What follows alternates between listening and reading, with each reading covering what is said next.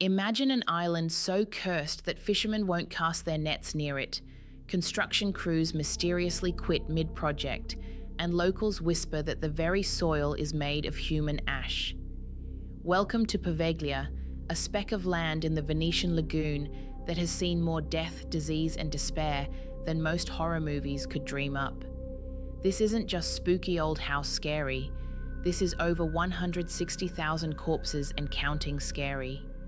Tonight, we're pulling back the fog on what may be the most haunted place in the world, and trust me, you'll want to keep the lights on. If you've ever heard of Poveglia, you probably know the greatest hits. When the Black Death swept through Europe in the 14th century, Venice panicked. Their solution? Ship the infected off to a small triangular island. No medicine, no hope, just a giant waiting room for death.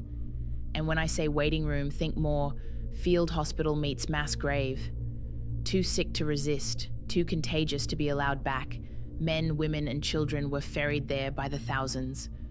When the island overflowed with the dying, the Venetians didn't exactly build cemeteries.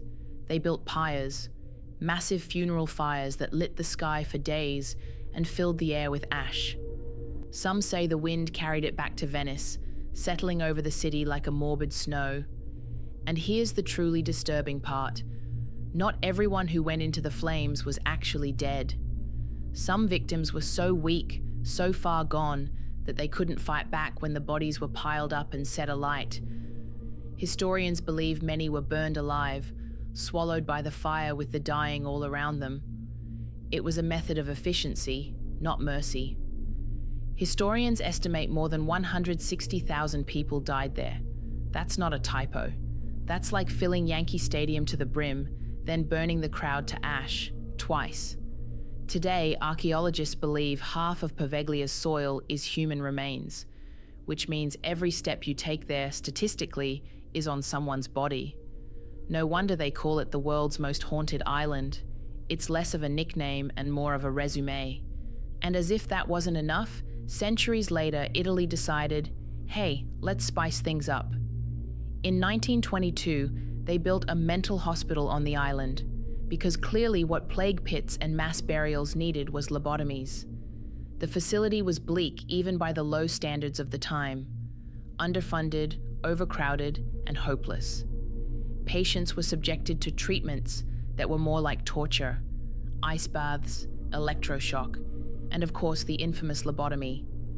Doctors of that era weren't exactly subtle. They'd hammer metal spikes through the eye socket or use crude hand drills on a conscious patient, scrambling the brain in hopes of curing madness. No anesthesia, no sterilization, no dignity. Just a steady rhythm of screams echoing off stone walls, night after night. Locals on the mainland swore they could hear it, ghostly wails drifting over the water when the wind was right. The most infamous figure was a doctor who became obsessed with experimenting on his patients. Over time, the stories say, he began seeing things in the fog, pale figures in hospital gowns watching from the tree line, voices whispering his name from empty corridors. His paranoia worsened until one night he climbed to the top of the bell tower. Some say he leapt to escape the phantoms. Others swear invisible hands shoved him. Witnesses claimed he survived the fall, broken but breathing, only to be dragged away by a rolling mist that swallowed him whole. His body was never recovered. The bell tower still looms over the island, gutted and silent. The bell itself is long gone, but fishermen swear they hear it toll on stormy nights, a hollow clang that drifts across the lagoon like a death knell.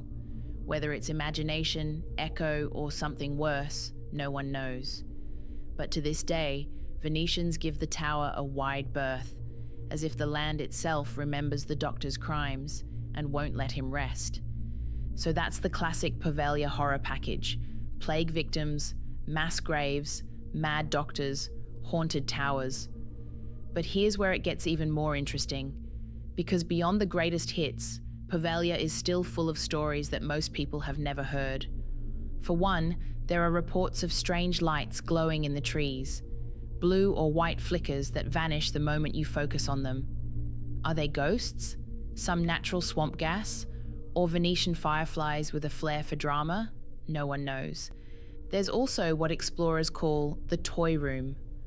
On the crumbling asylum walls are crude, childlike drawings, stick figures, suns, crooked houses. The strange part?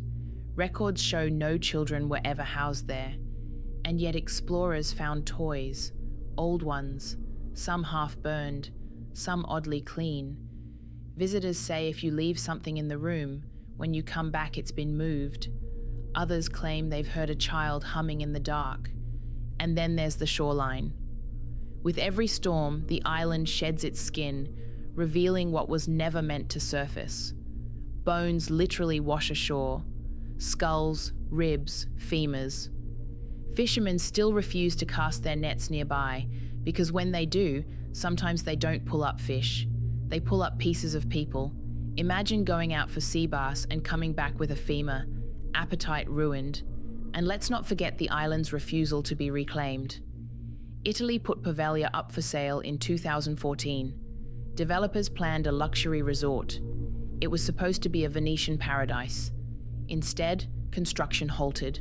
Workers quit. Materials disappeared. Was it bureaucracy? Corruption? Maybe. But locals say the island wouldn't allow it, as if Poveglia itself rejected the idea of being tamed. But the story didn't end there. In July 2025, Venetian locals stepped in and successfully leased the island, not to build hotels or nightclubs, but to preserve it. Their goal is to protect Poveglia as a cultural and historical site, to keep its dark past from being paved over for profit. On paper, it sounds noble, respectful even. But there's something eerie about the idea of managing a place that has rejected every attempt at control. If the legends are true, disturbing Poveglia's silence is like rattling a cage you can't actually see. And the question lingers, will the island finally let itself be reclaimed, or will it drive this project into the ground the way it always has? So sure, you can lease the island on paper, but good luck telling that to the ghosts. They don't exactly respect property rights. Investigators who've braved the island with cameras and recorders have walked away with some unsettling souvenirs. People claim to have captured distorted voices on tape when no one else was around. Whispers, screams, even a low moaning that seemed to come from the walls themselves. Others reported sudden equipment failure, batteries drained in minutes, and cameras glitching as if something didn't want to be seen. None of it is hard proof, of course, but when your gear starts acting possessed in the middle of a plague pit, that's usually your cue to pack up and go home. So put it all together, and it's easy to see why Poveglia isn't considered a little haunted so much as profoundly and terminally annoyed. The place is a perfect storm of bad juju, where every unhappy soul from the last 1,600 years is stuck in one cramped 7-acre parcel. So when the wind blows, Venetians don't hear a solitary voice. They hear the world's worst neighbor having a 1,000-year-long meltdown. Which begs the question, is Poveglia really cursed? Or is it simply the weight of centuries of trauma condensed into one nightmarish ghost story? Maybe both. But either way, you won't catch me booking an Airbnb there anytime soon. So what do you think? Are these just exaggerated legends meant to keep thrill seekers away? Or is Poveglia truly hell on earth? Drop your theories in the comments. I want to know if you'd step foot on the island, or if you're content admiring it from Google Maps.